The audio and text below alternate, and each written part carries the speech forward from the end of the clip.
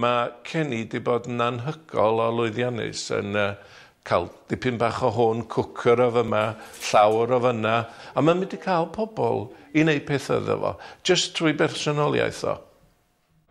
Ond weithiau rhaid galw ar yr arbenigwyr.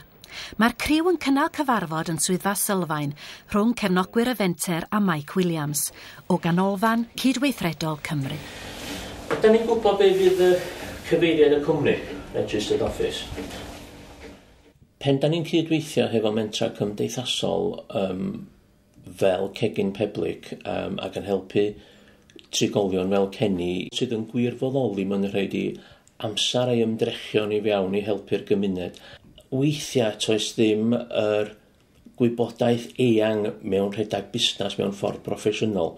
A mae rhaid cofio, mae menter cymdeithasol hefyd yn busnes. Mae rhaid cael ei redag ar lefel holl proffesiynol mwyn creu'r elw i ail fuddsoddi oddi fewn y gymuned. So, yr amcanion swn i'n meddwl sa bwyd iach, teulu tlawd, hyfforddiant, ac gwirfoddoli. Beth sydd angen i ni'n sicrhau ydy bod yna arian yna rwan ar y cychwyn, fel bod ni'n mynd i cychwyn y peth. Cys y bwriad ydy, wrth gwrs, bod yn hynna'n gynhaliol. Swn i'n rhoi senario bach arall, fe fysa'r cwmni yn benwynu yn rhan fwyaf cwsmeriad, pwy fysa yn gyfrifol. Mae'n dibynnu ar mae'n debyg, rhaid amser sy'n gyda.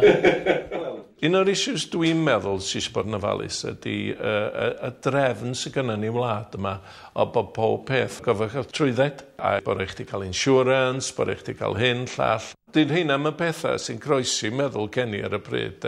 Rhyw fan bethau, biwrocrataidd yma. Sut da ni'n delio fo'r hynna fydd yn dangos y llwyddiant y cynllun.